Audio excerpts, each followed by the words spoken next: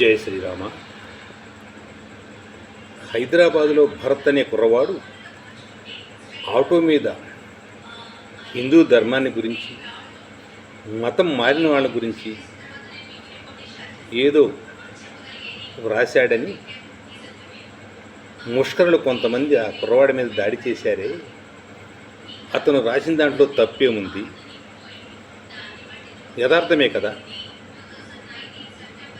భారతదేశంలో పుట్టిన ప్రతి ఒక్కడూ భారతీయుడు, ఆ భారతీయుడైన ప్రతి ఒక్కడూ హిందువే.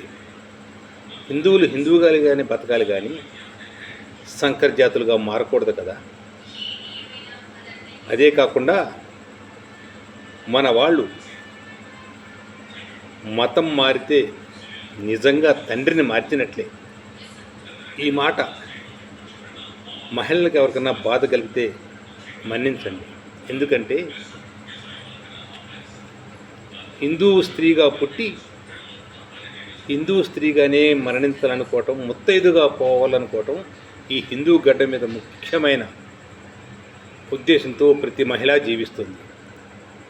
అటువంటి పసుపు కుంకాలను కూడా లెక్క చేయకుండా, తాళి లేకుండా, బొట్టు లేకుండా, మెట్టలు లేకుండా, పూలు లేకుండా బతుకుతున్న ఈ మహిళా జాతిని ఏమనాలో కొంతమందిని అర్థం కాని పరిస్థితి వాళ్ళే దాపురించింది దేశంలో.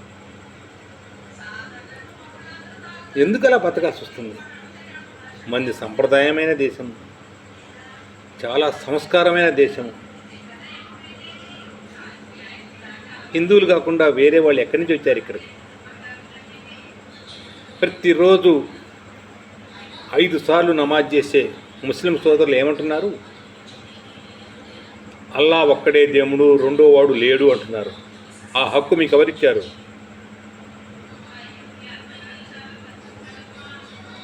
అది ముందు చెప్పాలి. ఆ నమాజును ఆపు చేయాలి. అల్లా ఒక్కడే దేవుడిని ఎవరన్నారు? ఇది హిందూ దేశం, హిందూ గడ్డ. 100కి 90% హిందువులు ఉన్న దేశంలో మీరు నిత్యం ఆ విధంగా మాట్లాడుతుంటే ఎవరైనా కంట్రోల్ చేయగలుగుతున్నారా? లేదే. ఇంతమంది పోలీస్ సోదరులు ఉన్నారు, ఎందుకు పక్షపాతం చూపిస్తున్నారు? ఒక కుర్రవాడిని స్టేషన్కి తీసుకురామని బెదిరిస్తాడు ఎస్ఐ గారు. మళ్ళీ ఆయన పేరు శ్రీనివాస్. ఎందుకయ్యా ఆ పేరు మార్చుకోవయ్యా, ఇది ధర్మం కాదు. ఇటువంటి తీవ్రమైన పరిణామాలు చాలా చాలా ఎదుర్కొంటున్నాం, కానీ ఇక సహించం. హిందువులు మేల్కొన్నారు, ఊరుకోరు. నిజంగా కశ్యప్ రెడ్డిని చూస్తే నాకు చాలా గర్వకారణం వేసింది. ఆ స్థానంలో నేనున్నట్టయితే ఒక చెంప కాదు 2 చెంపలు వాయించి అవసరమైతే వాడిని ఆ టైంలో కింద నుంచి పైకి ఏలాడదీసేవాడిని. ఆ రమణ అనేవాడిని. వాడు మన దేశంలో పుట్టి మన హిందూ వేషం వేసుకొని రాముణ్ణి హేళన చేస్తాడా? 16,000 మంది గోపికలతో కృష్ణుని హేళన చేస్తాడా? అసలు ఆ గోపికలు ఎవరో ఈ యధవకి తెలుసా? ఆ రాముడి చరిత్ర ఏంటో ఈ యధవకి తెలుసా? ఇటువంటి యధవల్ని నడి రోడ్డు మీద ఉరిదీయాలి. నిజంగా భరతం చూసినా, కశ్యప్ రెడ్డిని చూసినా ఒళ్ళు పులకిస్తుంది. ప్రతి ఒక్కడు ఆ విధంగా మారిన రోజే మన హిందూ ధర్మం నిలబడుతుంది.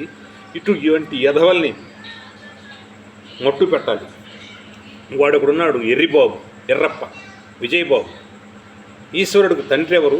వాడి తాత ఎవరు? ఆయన ముత్తాత ఎవరు అని అడుగుతున్నాడు.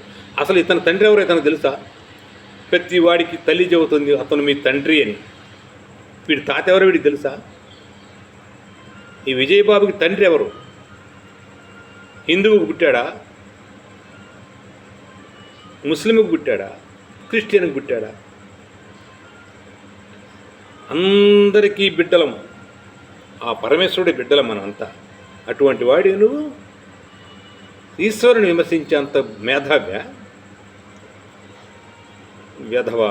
నీపోటి వ్యధవలు ఉన్నమట్టే మన భారతదేశంలో ఆనాడు బ్రిటిష్ వాళ్ళు జరబడ్డారు. 200 సంవత్సరాలు బానిసల బతుకులు బతికం. మళ్ళీ అదే బానిస బతుకు తీసుకుపోవాలని చూస్తున్నటువంటి వ్యధవ ఈ విజయబాబు. అసలు వీడి తండ్రి ఎవరో వీడికి తెలియదు. శతజనక పుత్రులు అనాలి అటువంటి వాళ్ళందరినీ. ఈ ప్రకాష్ రాజుని, ఈ విజయబాబుని, ఈ రమణని, ఈ హిందువులపైన దాడి చేసి పిచ్చి కోతలకు వచ్చి రావణ్ లాంటి వాళ్ళని హిందువుల్ని దేవుళ్ళని హిందువుల్ని విమర్శించే వాళ్ళందరూ కూడా ఈ దేశంలో శతజనక పుత్రులు, 100 మంది తండ్రులకు బిడ్డలు వీళ్ళు. అదొక్క గ్రహించుకొని బ్రతకండి. జై శ్రీరామ్.